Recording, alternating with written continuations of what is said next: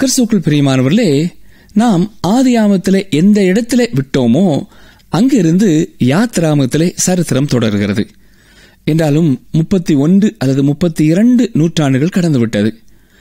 ஆதியாமம் 15ஆம் அதிகாரம் 13ஆம் வசனத்திலே நாம் பார்ப்பது போல ஆபிரகாமின் சந்ததியார் எகிப்திலே 400 ஆண்டுகள் செலவு செய்ய வேண்டும். யாத்ராமம் 12ஆம் அதிகாரம் 40ஆம் வசனத்தை நாம் பார்ப்போம் என்றால் அது 430 ஆண்டுகள் என்று சொல்லுகிறது. கலாத்தியர் 3ஆம் அதிகாரம் 16, 17ஆம் வசனங்களும் அதை உறுதி செய்கிறது. ஆம், ஆபிரகாம் அழைக்கப்பட்ட நாளிலிருந்து 430 ஆண்டுகள். மேலும் தேவன் ஆபிரகாமினிடத்திலே அதை சொன்ன நாளிலிருந்து 400 ஆண்டுகள். யாத்ராமம் என்றால் வெளியே வருதல் அல்லது வெளியே வரும் வழி என்று சொல்லலாம். இது வல்லமையினாலும் இரத்தத்தினாலும் மீட்பு கிடைத்ததை குறித்து சொல்லும் சரித்திரம். யாத்ராமத்தின் செய்தி என்ன என்று எபிரேயர் 11ஆம் அதிகாரம் 23 முதல் 29ஆம் வசனங்களிலே நாம் பார்க்கலாம். கவனிங்கள், நான் வாசிக்கிறேன். எபிரேயர் 11:23 முதல். மோசே பிறந்தபோது அவனுடைய தாய் தகப்பன்மார் அவனை அழகுள்ள பிள்ளை என்று கண்டு விசுவாசத்தினாலே ராஜாவினுடைய கட்டளைக்கு பயப்படாமல் அவனை 3 மாதம் ஒளித்து வைத்தார்கள். விசுவாசத்தினாலே மோசே தான் பெரியவனான போது பார்வோனுடைய குமாரத்தின் மகன் எனப்படுவதை வெறுத்து அநித்தியமான பாவ சந்தோஷங்களை அனுபவிப்பதை பார்க்கிலும் தேவனுடைய ஜனங்களோட துன்பத்தை அனுபவிப்பதையே தெரிந்து கொண்டு இனி வரும் பலன் மேல் நோக்கமாயிருந்து எகிப்தில் உள்ள பொக்கிஷங்களிலும் கிறிஸ்துவின் நிமித்தம் வரும் நிந்தையை அதிக பாக்கியம் என்று எண்ணினான். விசுவாசத்தினாலே அவன் அதரிசனமானவரை தரிசிக்கிறது போல உறுதியாயிருந்து ராஜாவின் கோபத்துக்கு பயப்படாமல் எகிப்தை விட்டு போனான். விசுவாசத்தினாலே முதற் பேரானவைகளை சங்கரிக்கிறவன் இஸ்ரவேலரை தொடாதபடிக்கு அவன் பஸ்காவையும் இரத்தம் பூசுதலாகிய நேமத்தையும் ஆசரித்தான். விசுவாசத்தினாலே அவர்கள் சிவந்த சமுத்திரத்தை உலர்ந்த தரையை கடந்து போவது போல கடந்து போனார்கள். எகிப்தியர் அப்படி செய்ய துணிந்து அமிழ்ந்து போனார்கள். அருமையானவர்களே, ஆதியாகமம் 46ஆம் அதிகாரம் 27ஆம் வசனத்திலே நாம் பார்ப்பது போல எகிப்திற்கு போன யாக்கோபின் குடும்பத்தார் 70 பேர். யாத்ராமத்தை நாம் ஆரம்பிக்கும் போது அங்கே 21 லட்சம் ஜனங்கள் இருந்தார்கள் என்று கணக்கிடப்பட்டிருக்கிறது. அந்த காலகட்டங்களை குறித்து துல்லியமாக நாட்களை நாம் குறிக்க முடியாவிட்டாலும் ஆடு மேய்க்கும் பின்னணியத்தைச் சேர்ந்த சிறுவன் எகிப்திலே அரசனாயிருக்கும் பொழுதுதான் யோசேப்பு எகிப்திற்குள்ளே சென்றான். சொல்லப்போனால் அந்த அரசன் ஆபிரகாம், ஈசாக்கு, யாக்கோபோடு தொடர்புடைய ஒரு மனிதனாகவே காணப்படுகிறான். எனவே இந்த அரச வம்சத்தினர் எகிப்தியர்களாலும் பகைக்கப்பட்டபடியினாலே இஸ்ரவேலர்களே அவர்களுடைய ஒரே நண்பர்களாய் இருந்திருக்க வேண்டும். ஆனால் பின்னான காலங்களிலே எகிப்திய தலைவர்கள் எழும்பி இந்த அரசனை மேற்கொண்டு ஆட்சிக்கு வருகிறார்கள். அப்படி வந்த ஒரு அரசனே இஸ்ரவேல் ஜனங்களை கொடுமைப்படுத்துகிறான். மட்டுமல்ல, அவன் யோசேப்பை அறியாத ஒருவனாயும் இருக்கிறான். யாத்ராம புத்தகத்திலே மோசேயைத்தான் ஒரு பிரதானமான மனிதனாக நாம் பார்க்கிறோம். பழைய ஏற்பாட்டின் முதல் 5 புத்தகங்களான ஆதியாமம், யாத்ராமம், லேவியராமம், எண்ணாமம், உபாகம் இவற்றை எழுதியதும் மோசேதான். யாத்ராம புத்தகத்திலே மோசேனுடைய வாழ்க்கை 3 பகுதிகளாக பிரிக்கப்பட்டிருக்கிறது. ஒவ்வொன்றும் 40 ஆண்டுகள் அடங்கியதாக இருக்கிறது. எகிப்திலே பார்வோன் அரண்மனையிலே 40 ஆண்டுகள். இரண்டாவதாக மீதியானின் வனாந்தரத்திலே 40 ஆண்டுகள். மீண்டுமாக இஸ்ரவேலரின் தலைவராக வனாந்தரத்திலே அடுத்த 40 ஆண்டுகள். எகிப்திலே சூரிய கடவுளின் தேவாலயத்திலேயும் அரண்மனையிலும் அவன் பெற்ற பயிற்சியானது இஸ்ரவேல் மக்களை எகிப்தை விட்டு வெளியே வழிநடத்தி செல்வதற்கு தேவனை பின்பற்றும்படியாக அவனை ஆயத்தப்படுத்தவில்லை. இஸ்ரவேல் மக்களை அவன் தன்னந்தனியாக விடுவித்து வெளியே கொண்டு வர முடியாது என்பதை தேவன் வெளிப்படுத்தி அவனுக்கு பயிற்சி கொடுப்பதற்காக 40 ஆண்டுகள் மோசேயை வனாந்தரத்திலே வைத்தார். இதை குறித்து ஒரு தேவ மனிதர் சொல்லும் பொழுது, தேவன் மோசேக்கு பீடி பட்டம் கொடுத்தார், அதாவது back side of the desert என்ற பட்டத்தை கொடுத்தார் என்று சொல்கிறார். மோசே எகிப்தை விட்டு வெளியே வந்த பிறகு 40 ஆண்டு காலம் தேவன் தனது ஜனங்களை விடுதலை செய்வதற்காக மோசேயை ஆயத்தம் செய்து எகிப்திற்குள்ளே அனுப்புகிறார். இப்பொழுது இஸ்ரவேல் ஜனங்களின் மூப்பர்களை சேர்த்து கொண்டு மோசே பார்வோனிடத்திற்கு செல்ல வேண்டும். பார்வோன் இஸ்ரவேல் ஜனங்களை போக விட மாட்டான். இவ்வாறு அவன் மறுப்பது தேவனுக்கும் எகிப்தின் தேவர்களுக்கும் இடையிலே ஒரு போட்டியை உண்டு பண்ணுகிறது. எகிப்திலே ஜனங்கள் விக்கிரக வணக்கம் செய்கிறவர்களாய் இருந்தார்கள். அங்கே ஆயிரக்கணக்கான சிலை வழிபாட்டு ஸ்தலங்கள் காணப்பட்டன. அதற்கு பின்னணியத்திலே தேவனை எதிர்க்கும் பிசாசானவன் இருந்தான். எகிப்தின் மதங்களிலே வல்லமை இருந்தது. 2 தீமோத்தேயு 3:8 பாருங்கள். என்னேயும் எம்பிரேயும் மோசேக்கு எதிர்த்து நின்றது போல இவர்களும் சத்தியத்துக்கு எதிர்த்து நிற்கிறார்கள். இவர்கள் துர்ப்புத்தியுள்ள மனுஷர்கள், விசுவாச விஷயத்தில் பரீட்சைக்கு நில்லாதவர்கள். சரி, யாத்ராமம் 5:2 பார்ப்போம் என்றால், நான் இஸ்ரவேலை போகவிட கர்த்தரின் வார்த்தையை கேட்கிறதற்கு அவர் யார்? நான் கர்த்தரை அறியேன், நான் இஸ்ரவேலை போக விடுவதில்லை என்று பார்வோன் சொல்லுகிறான். தேவன் பார்வோனுக்கு தன்னை அறிமுகப்படுத்தினார். பின்னர் தேவனை குறித்து அறிந்த பின்னர் அவர் தேவன் என்பதை அவனே ஒத்துக்கொண்டான். சரி, யாத்ராமம் 10:16 சற்றே கவனியுங்கள். அப்பொழுது பார்வோன் மோசேயையும் ஆரோனையும் தீவிரமாய் அழைப்பித்து, உங்கள் தேவனாய கர்த்தருக்கும் உங்களுக்கும் விரோதமாக பாவம் செய்தேன். இந்த சம்பவங்கள் எல்லாம் நாம் பார்க்கும் பொழுது வாதைகள் ஏன் வந்தது என்ற கேள்வி வருகிறது. இது எகிப்தின் தேவர்களுக்கு எதிராக தேவாதி தேவன் செய்த யுத்தமே. எகிப்திலே வந்த வாதைகள் ஒவ்வொன்றும் ஒவ்வொரு தெய்வத்திற்கு விரோதமாக வந்தது. யாத்ராமம் 12:12 நாம் பார்க்கிறது என்ன? அந்த ராத்திரியிலே நான் எகிப்து தேசம் எங்கும் கடந்து போய் எகிப்து தேசத்தில் உள்ள மனிதர் முதல் மிருக ஜீவன்கள் மட்டும் முதற் பேராயிருக்கிறவைகளை எல்லாம் அதம் பண்ணி எகிப்து தேவர்களின் மேல் நீதியை செலுத்துவேன், நானே கர்த்தர்.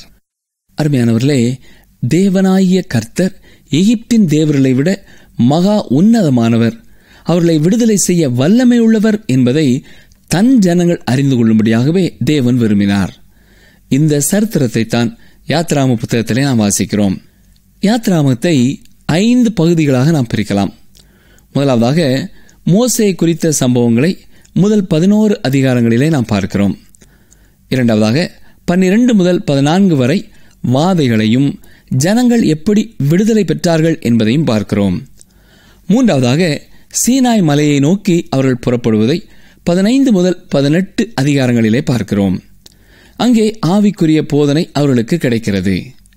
பின்னர் யாத்ராமம் 19 முதல் 24 வரை உள்ள அதிகாரங்களிலே தேவன் கொடுத்த கற்பனைகளை குறித்து வாசிக்கிறோம். ஐந்தாவதாக யாத்ராமம் 25 முதல் 40 வரை ஆசரிப்பு கூடாரம் எப்படி செய்யப்பட வேண்டும் என்பதை குறித்தும் அது செய்யப்படும் விதத்தை குறித்தும் பார்க்கிறோம். யாத்ராமம் 1 அதிகாரத்திற்குள்ளே வருவோம் என்றால், இஸ்ரவேல் ஜனங்கள் எகிப்திலே இருக்கிறார்கள்.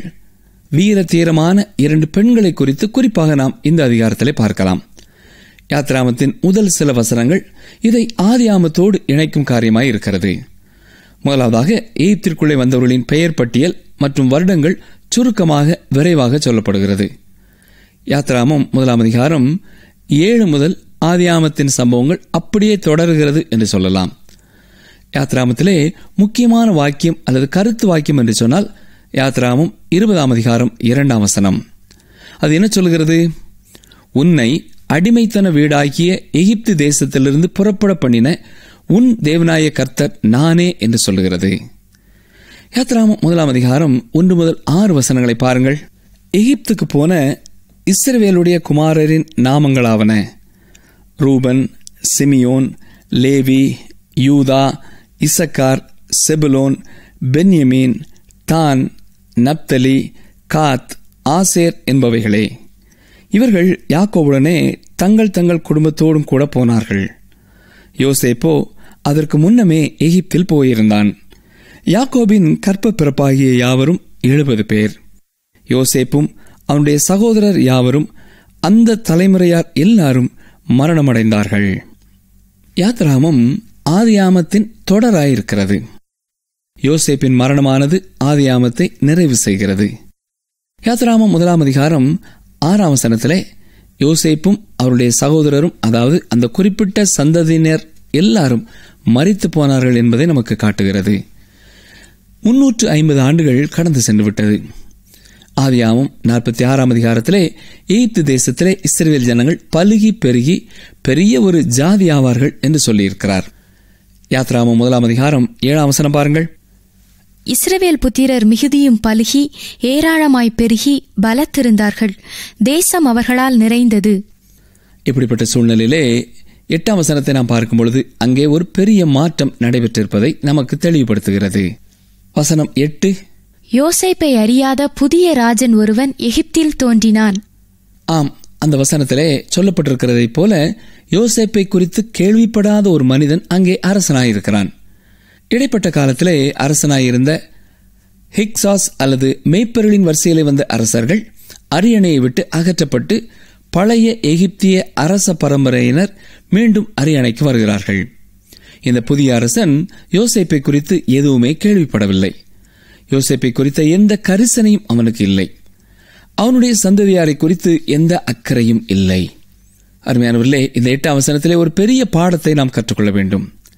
சிறு பிள்ளைகளின் ஊழியத்தை குறித்து முக்கியத்துவப்படுத்தி சொல்லப்படுகின்ற சிறுவர் ஊழியங்கள் ஏன் இந்த வசனத்தை முக்கியத்துவப்படுத்தவில்லை என்ற கேள்வி எழும்புகிறது. இந்த வசனத்தையும் அவர்கள் பயன்படுத்தலாம். அருமையானவர்களே, ஒவ்வொரு சந்ததியினருக்கும் சிறு பிராயம் முதலே கர்த்தருடைய வார்த்தையானது கற்றுக் கொடுக்கப்பட வேண்டியதாயிருக்கிறது. அதன் பொறுப்பு பெரியவர்களிடத்திலே உண்டு. நாம் சிறு பிள்ளைகளுக்கு வேத வசனத்தை கற்றுக் கொடுப்பதை குறித்து கவனமின்றி இருக்கக்கூடாது. அப்படி இருப்போம் என்றால் வேத வசனங்களையே ஒரு சந்ததி மறந்து போகும் காலம் உருவாகிவிடும். கொக்கோ கோலா கம்பெனியின் மிக முக்கியமான உறுப்பினர் இதை குறித்து ஒருமுறை சொல்லும் பொழுது, ஒவ்வொரு பாட்டில் கொக்கோ கோலாவிலுமிருந்து வருகிற வருமானத்திலும் ஒரு பகுதி விளம்பரத்திற்காக செலவு செய்யப்படுகிறது என்று சொன்னார். அதை கவனித்துக் கொண்டிருந்த ஊழியர் ஒருவர், இவ்வளவு உலகமறிந்த பொருளை குறித்து ஏன் விளம்பரம் செய்ய வேண்டும் என்று கேட்டார். மட்டுமல்ல, ஒரு சிறிய கிராமத்திலே 13 இடங்களிலே கொக்கோ கோலாவை குறித்த விளம்பர பலகை இருக்கிறதே, ஏன் இது தேவையா என்றும் அவர் கேட்டார். அளவுக்கு அதிகமாக நீங்கள் விளம்பரம் செய்கிறீர்கள் என்று குற்றம் சாட்டினார். அதற்கு அந்த நபர் சொன்னது என்ன தெரியுமா? இல்லை, அப்படி இல்லை. நீங்கள் நன்றாக கவனித்து பார்ப்பீர்கள் என்றால், நீங்கள் இளைஞராய் இருந்த பொழுது இருந்த அநேக பொருட்கள் இன்றைக்கு வியாபாரத்தில் இல்லை. காரணம் என்ன? அவர்கள் அதை குறித்து சரியானபடி விளம்பரம் செய்யாததே அதன் காரணம் என்று சொன்னார். சரி, இப்பொழுது யோசேப்பை அறியாத ஒரு பார்வோன் அரியணையிலே இருக்கிறான். அதை போலத்தான் பிரியமானவர்களே, எப்பொழுதுமே ஒரு புதிய சந்ததி ஆண்டவராகிய இயேசு கிறிஸ்துவை குறித்து கேள்விப்படாத சந்ததியாகவே இருக்கும். இன்று நடுத்தர வயதிலே இருக்கிறவர்களும் இளைஞர்களாக இருப்பவர்களும் கூட இந்தியா சுதந்திரம் அடைந்த நாட்களின் காலங்களை குறித்த எண்ணமற்றவர்களாய் காணப்படுகிறார்கள். ஏனென்றால் அந்த காலகட்டங்களிலே அவர்கள் பிறந்ததில்லை. அந்த நாட்களிலே வாழ்ந்த மக்கள் கடந்து வந்த பாடுகள், துன்பங்களை இவர்கள் அறிந்ததில்லை. எனவே இவர்களால் அதை புரிந்து கொள்ள முடியாது. எனவே பிரியமானவர்களே, கடந்த சந்ததி நாட்களிலே என்ன நடைபெற்றது என்பதை ஒவ்வொரு சந்ததியினரும் தொடர்ந்து கற்றுக் கொடுத்துக் கொண்டே இருக்க வேண்டும். அதை போலத்தான் யோசேப்பை குறித்த எந்த அறிவும் இல்லாத சந்ததி அந்நாட்களிலே எழுந்தது. ஒரு காலத்திலே யோசேப்பு சகல மனிதர்களாலும் அறியப்பட்ட ஒரு மனிதனாக இருந்தான். ஒரு வீர தீரனாயிருந்தான். அவனுடைய சரீரத்தை கூட அங்கே இருந்து கானானுக்கு எடுத்துச் செல்ல முடியாத ஒரு நிலைமையிலே இருந்தது. ஆனால் இப்பொழுது அரியணைக்கு வந்திருக்கிற புதிய பார்வோன் அவனுக்கு முன்னால் இருந்த பார்வோனைப் போல இஸ்ரவேல் ஜனங்களை கண்ணியத்தோடு நடத்தவில்லை.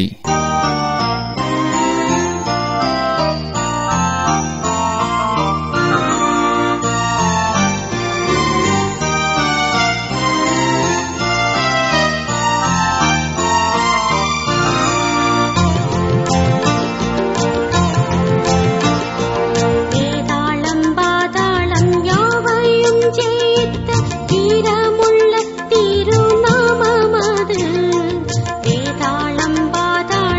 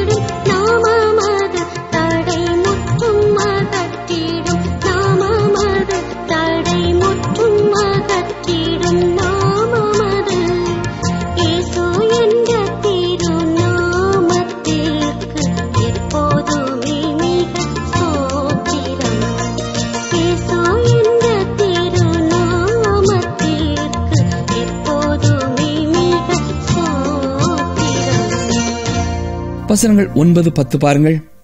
அவன் தன் ஜனங்களை நோக்கி, இதோ இஸ்ரவேல் புத்திரராகிய ஜனங்கள் நம்மிலும் ஏராளமானவர்களும் பலத்தவர்களுமாயிருக்கிறார்கள்.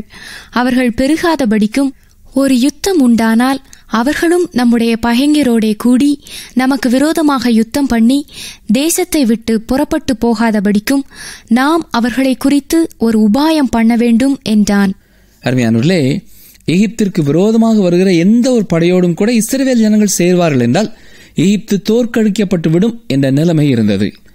பார்வோனுக்கு அடிமைகள் தேவையானவர்களாக இருந்தாலும் இஸ்ரவேல் ஜனங்களை உடனடியாக போக அனுமதித்திருப்பான் என்றால் எந்த ஒரு பிரச்சனையும் இருந்திருக்காது.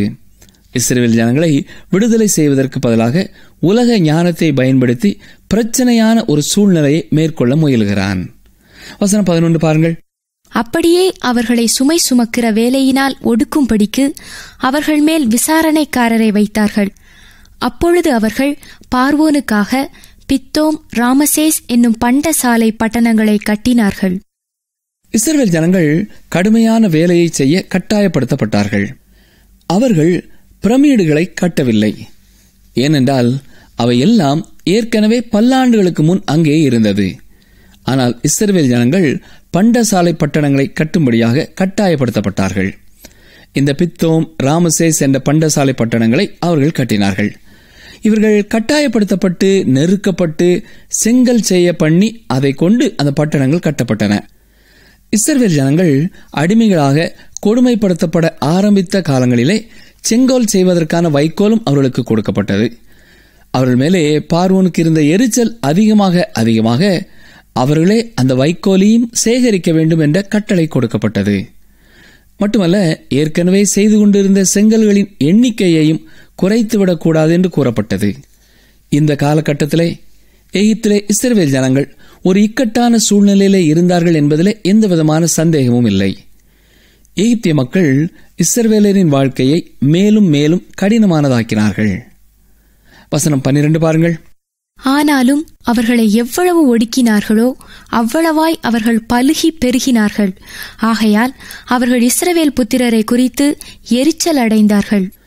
ஆதியாகமம் 15:13 வசனத்திலே நாம் வாசிப்பது போல எகிப்திலே இஸ்ரவேல் ஜனங்களுக்கு கடினமான காலங்கள் உண்டு என்பதை தேவனே ஆபிரகாமுக்கு சொல்லியிருந்தார்.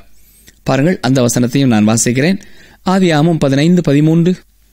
அப்பொழுது அவர் ஆபிரகாமை நோக்கி, உன் சந்ததியார் தங்களுடையதல்லாத அந்நிய தேசத்திலே பரதேசிகளாயிருந்து அத்தேசத்தாரை சேவிப்பார்கள் என்றும் அவர்களால் 400 வருஷம் உபத்திரவப்படுவார்கள் என்றும் நீ நிச்சயமாய் அறிய கடவாய்.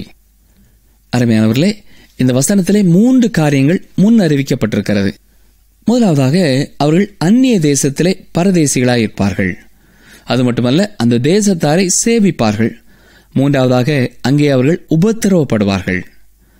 யாத்ராகமம் 1 சில வசனங்களிலே இந்த முன் அறிவிப்புகள் யாவும் நிறைவேறியிருப்பதை நாம் பார்க்கலாம்.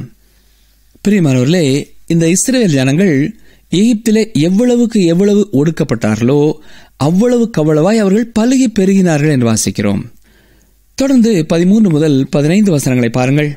எகிப்தியர் இஸ்ரவேல் புத்திரரை கொடுமையாய் வேலை வாங்கினார்கள். சாந்தும் செங்கலுமாகிய இவைகளை செய்யும் வேலையினாலும் வயலில் செய்யும் சகலவித வேலையினாலும் அவர்களுக்கு அவர்கள் ஜீவனையும் கசப்பாக்கினார்கள். அவர்களை கொண்டு செய்வித்த மற்ற எல்லா வேலைகளிலும் அவர்களை கொடுமையாய் நடத்தினார்கள். அதுவுமன்றி எகிப்தின் ராஜா சிப்பிராள் பூவாள் என்னும் பேருடைய எபிரேய மருத்துவச்சிகளோட பேசி, எகிப்தியர்கள் இஸ்ரவேலரை அடிமையாக்கினது மட்டுமல்ல, அவர்களை தவறான முறையிலே நடத்தினார்கள்.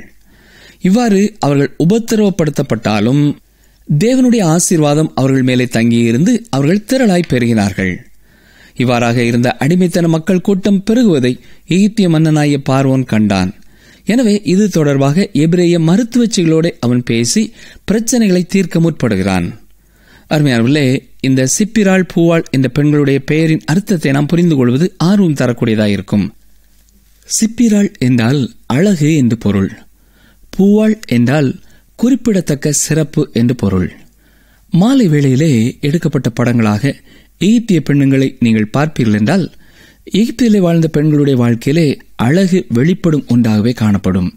எகிப்திலே இந்த 2 பெண்களும் மிகவும் உயர்ந்த பொறுப்பிலே இருந்தவர்களாய் அவர்களுக்கு கீழே அநேக தாதிமாரை கொண்டவர்களாய் இருந்தார்கள். யாத்ராமம் 1:16 பாருங்கள். நீங்கள் எபிரேய ஸ்திரீகளுக்கு மருத்துவம் செய்யும்போது அவர்கள் மணையின் மேல் உட்கார்ந்திருக்கையில் பார்த்து, ஆண் பிள்ளையானால் கொன்று போடுங்கள், பெண் பிள்ளையானால் உயிரோடு இருக்கட்டும் என்றான். இயேசு கிறிஸ்து வரும் வம்ச வழியை அளிப்பதற்காக பிசாசானவன் எடுத்த மற்றும் ஒரு முயற்சி இது என்று சொல்லலாம். பழைய ஏற்பாட்டிலிருந்து புதிய ஏற்பாட்டிற்கு கடந்து செல்லும் சந்ததிகளின் தொடர்ச்சியை அறுத்தெறிய வேண்டும் என்பதே பிசாசின் திட்டம். இவர்களை அழிப்பதற்காக பல முயற்சிகள் எடுக்கப்பட்டதை சரித்திரம் நமக்கு சொல்லுகிறது. இப்படி யூதர்களை கொலை செய்ய வேண்டும் என்ற எண்ணமானது உலகத்தின் பல பகுதிகளிலே வாழும் மக்களுடைய உள்ளத்திற்கு சென்றடைந்திருப்பது ஆச்சரியமானது. இந்த எண்ணமானது பிசாசின் எண்ணம். எனவே தேவனுடைய பிள்ளைகளுக்கு அதிலே எந்த ஒரு பங்கும் இல்லை. தேவனை குறித்த எந்த ஒரு அறிவும் இல்லாதவர்கள்தான் யூதர்களை கொலை செய்ய வகை தேடுவார்கள்.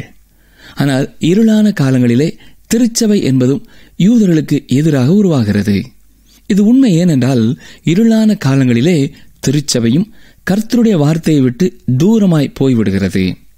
வெளிப்படையான சடங்காச்சாரங்களுக்கு முக்கியத்துவம் கொடுத்து விடுகிறது. ஆனால் எனக்கு அருமையான சகோதரனே, சகோதரியே, வேதத்தை முறையாக கற்றுக்கொண்ட எவரும் இப்படிப்பட்ட எண்ணத்திற்குள்ளே கடந்து செல்ல முடியாது.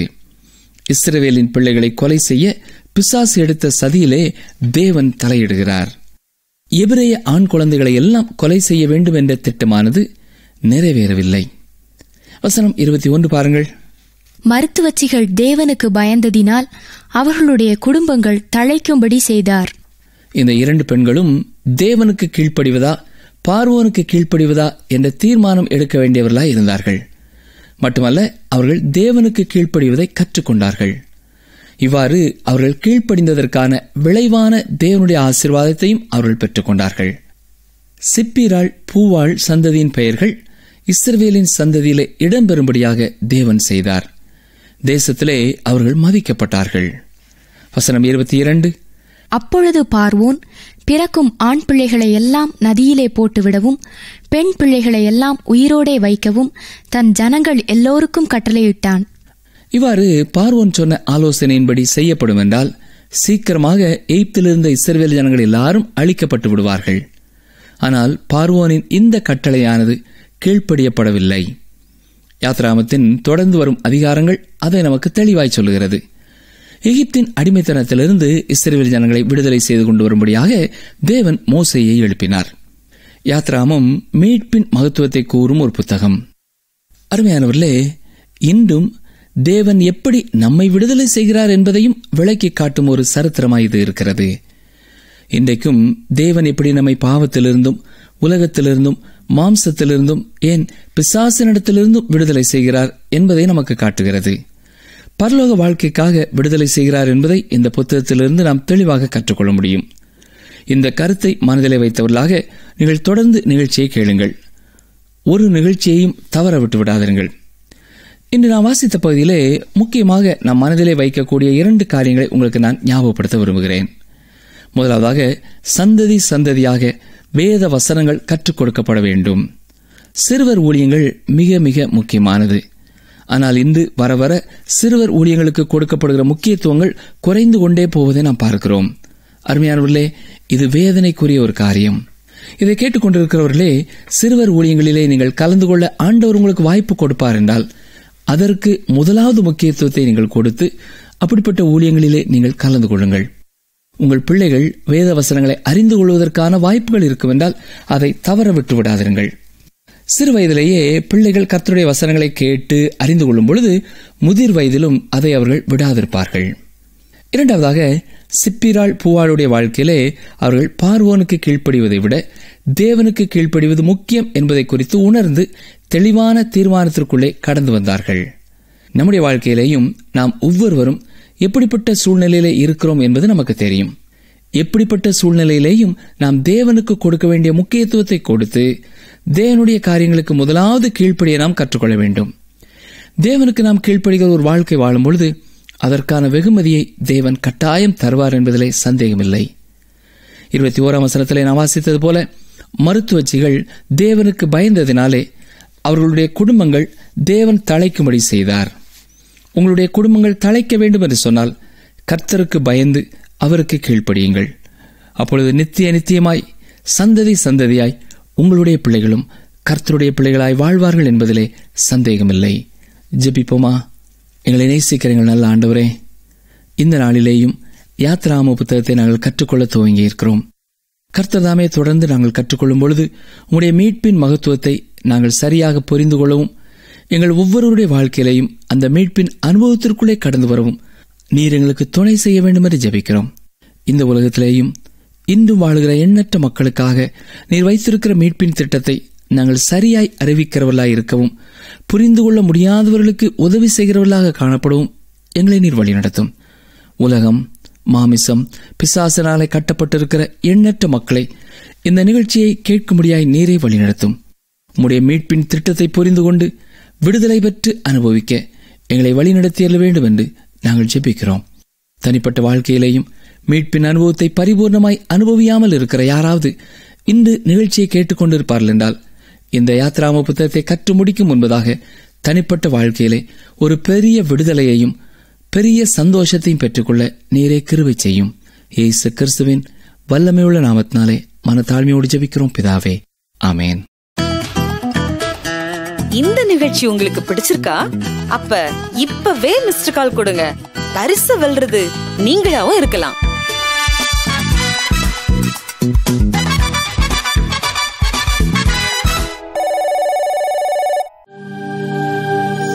தெய்வ வாக்கு.